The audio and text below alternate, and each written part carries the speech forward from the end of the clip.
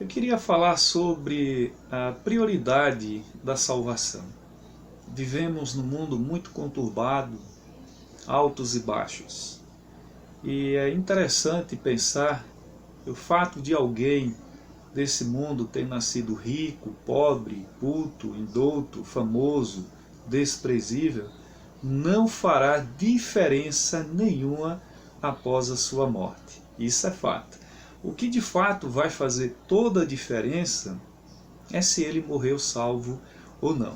Portanto, eu queria dizer para você, cuide da sua salvação. Cuide desse presente que Deus deu com preço de sangue. Deus pagou um alto preço.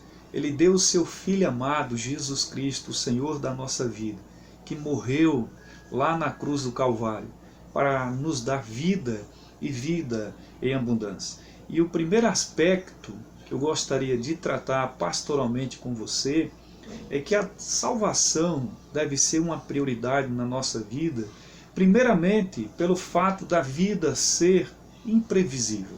Hoje nós estamos vivos, amanhã nós não sabemos, só quem sabe é Deus. Vamos imaginar que aqueles 228 ocupantes do voo 447 da Airbus A330 da Air France jamais imaginariam que ali seria o último voo da vida deles. Eles certamente não imaginariam.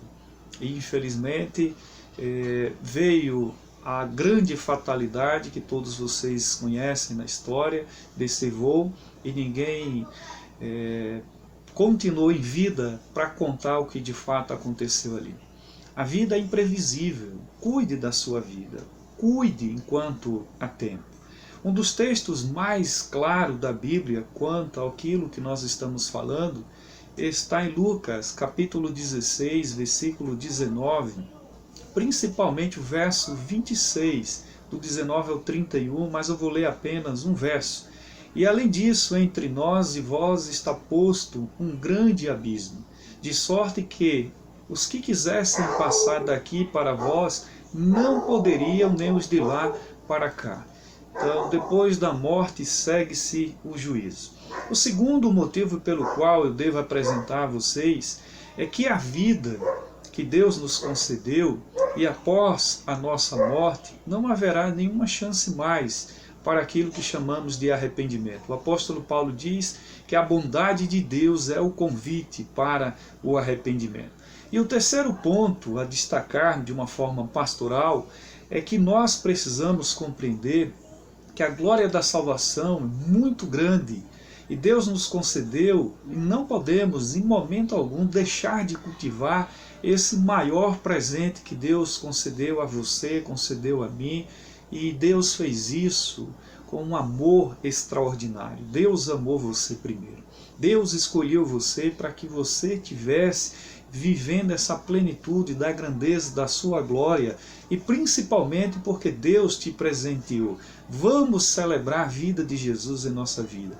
Vamos celebrar a glória de Deus manifesta a todos nós pelo poder que há no nome de Jesus. A Bíblia nos conta que Deus nos amou de tal maneira que nos deu seu Filho unigênito para todo aquele que nele crê não pereça, mas tenha a vida eterna. Pastor, já sabemos disso. O fato é que você precisa entender de apenas um detalhe. Foi de tal forma, com tanta intensidade, quando o texto diz de tal maneira, a gente pode dizer de tal forma, de tal intensidade. Deus nos amou de tal grandeza que nos deu o seu Filho amado para todo aquele que nele crê não pereça, mas tenha a vida eterna. A salvação inclui uma nova vida e Deus nos concedeu essa vida nova para que a gente possa gozar da plenitude da presença de Jesus Cristo. Como está escrito lá em 1 Coríntios, capítulo 2, versículo 9, o apóstolo Paulo diz: mas como está escrito, nem olhos viram, nem ouvidos ouviram, nem jamais penetrou em coração humano o que Deus tem preparado para aqueles o que amam.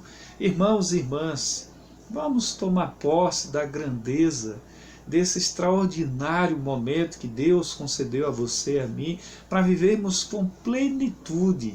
Os nossos olhos não podem ver, nem podemos contemplar com esses olhos a grandeza do poder de Deus. Certamente ainda virá lá na Cidade Santa, Nova Jerusalém, a cidade preparada para todos os fiéis, como você, como eu, como todos aqueles que seguem os passos do nosso Mestre Jesus. O nosso desejo enquanto pastor é que Deus abençoe sua vida e que você possa ter certeza e se certificar que Deus fez e fará sempre por você uma excelente obra, porque Deus tem preservado a nossa vida, Deus tem cuidado de nós. Gosto muito do Salmo 40, o versículo 17, quando diz: sou pobre e necessitado, porém o Senhor cuida de mim. Deus está cuidando de você.